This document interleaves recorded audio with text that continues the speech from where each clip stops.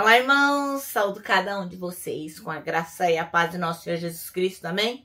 Meu nome é Miriam Anitta, estamos aqui para estudarmos um texto da irmã Lidiane Machado, cujo nome é Fé em Favor dos Outros. Esse texto foi escrito para o Manancial, que é um livro publicado pela União Feminina Missionária Batista do Brasil, que oferece mensagens escritas através da palavra de Deus, que é a Bíblia, com o objetivo de inspirar, confortar, fortalecer e edificar espiritualmente a sua vida e a minha vida. Vocês sabem, não escrevi o texto, não ajudei a escrever, não contribuí com nada. Então o que eu vou fazer?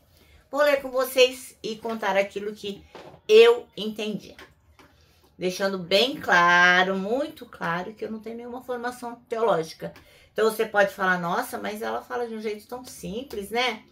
Não tem nada assim de muito profundo. Não, não tem mesmo. É só o que eu entendi. Tá bom? E cada um de vocês vai ler, cada um de vocês vai escutar e tirar as suas próprias conclusões. É por isso que a gente ora sempre pedindo ao Senhor que nos direcione para que a gente possa compreender aquilo que é importante para a nossa vida espiritual. Quero pedir que vocês compartilhem o nosso devocional para que outras pessoas possam se juntar a nós na medida que podem ouvir o que a gente está falando aqui, quando elas abrem alguma coisa na internet, falam, nossa, um devocional, vou dar uma olhadinha. Então, assim, é um jeito da gente fazer com que a palavra seja divulgada. Se você ainda não se inscreveu no canal, faça isso, acione o sininho, porque todo dia a gente lê a palavra de Deus e faz o nosso devocional, tá bom? Vamos orar? Ó Deus, muito obrigada pela oportunidade de estarmos aqui juntinhos, pela oportunidade que temos de manusear a Bíblia sem medo de ninguém, porque estamos num país livre. Ó Senhor, que Tu possas nos ensinar o que precisamos aprender. É em Teu nome, Jesus, que oramos. Amém. Bom, irmãos, então nós vamos ler Lucas 5, do 17 até o 26. É uma mensagem que vai falar sobre a fé ativa, né? Sobre a autoridade de Jesus e da ligação entre a cura física e o perdão espiritual. Bom, o que a gente aprende quando lê esse texto, né? Que a fé supera obstáculos. Os amigos do rapaz paralítico não se deixaram deter pela multidão. Eles olharam, viram aquilo não daria adiante, pensaram, a gente não vai dar conta de chegar lá, mas eles pegaram, subiram no telhado e baixaram o amigo lá diante de Deus. Isso mostra o quê? Uma fé verdadeira, uma fé persistente, uma fé criativa, corajosa, que age de qualquer forma diante de qualquer dificuldade, né? Aquele que realmente crê, não quer nem saber, vai e com fé faz.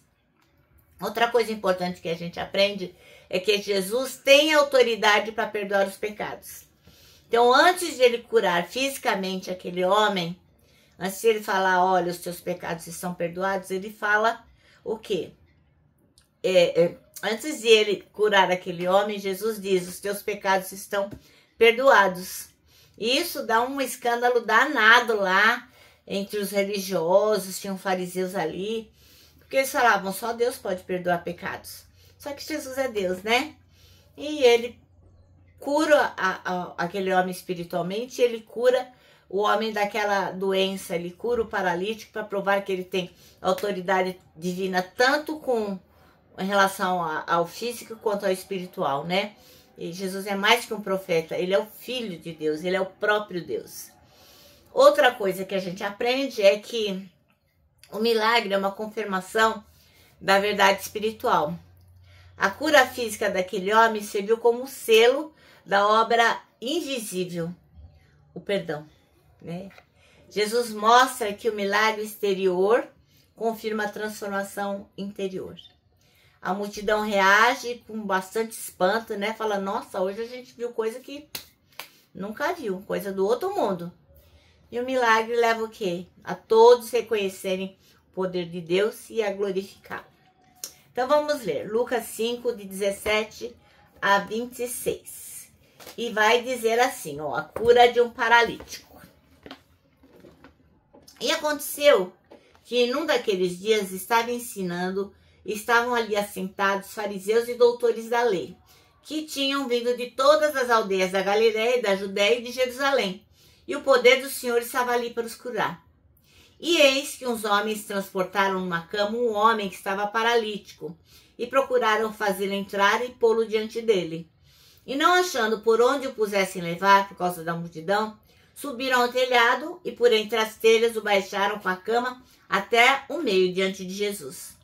E vendo ele a fé deles, disse-lhe: Homem, os teus pecados te são perdoados.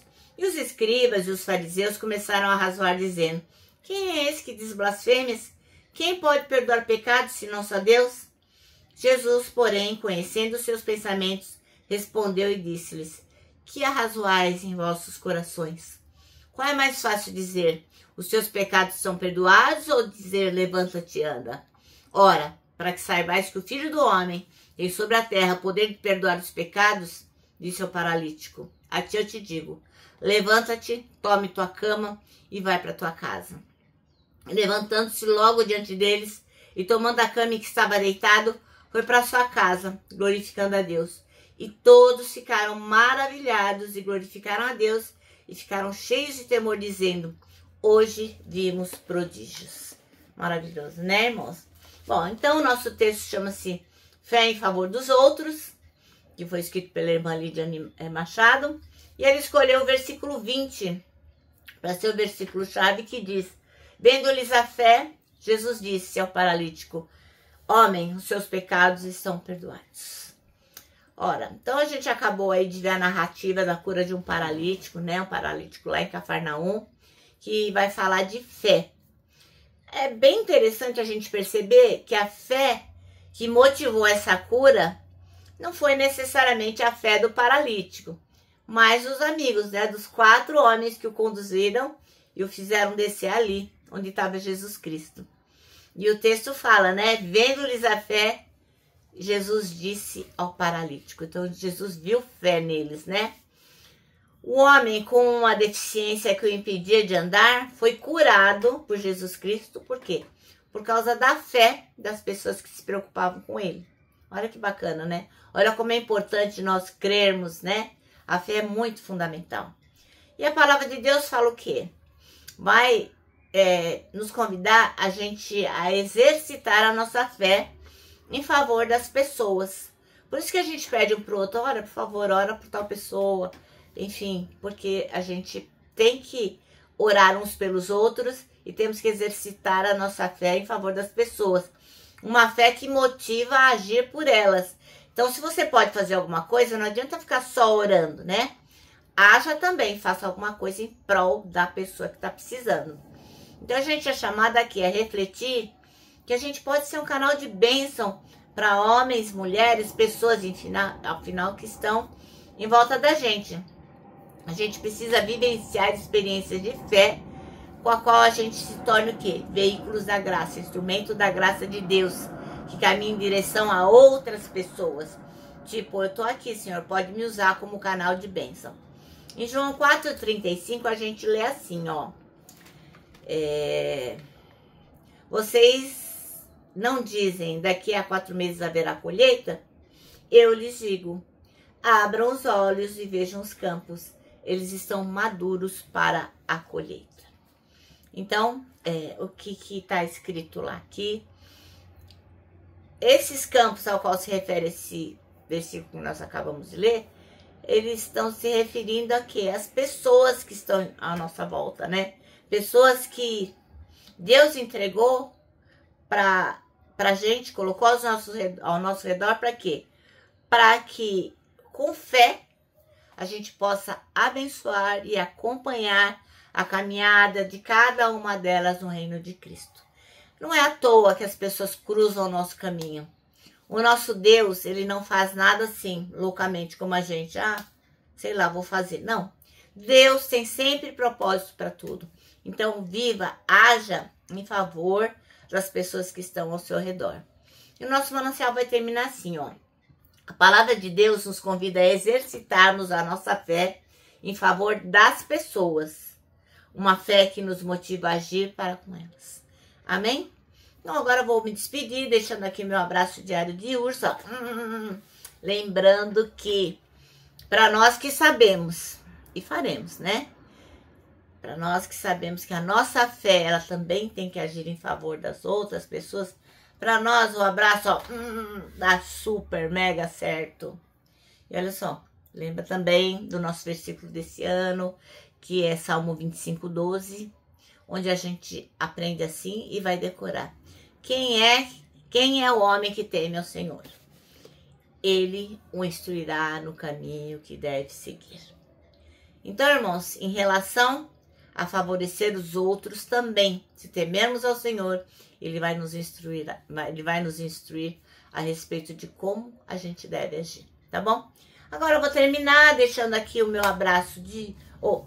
agora eu vou terminar deixando aqui a nossa frase, que o abraço de urso eu já deixei, né? Deixando aqui a nossa frase de todos os dias, que é a frase de Tozer, que diz o seguinte: tudo está errado, até que Deus venha e conserte as coisas.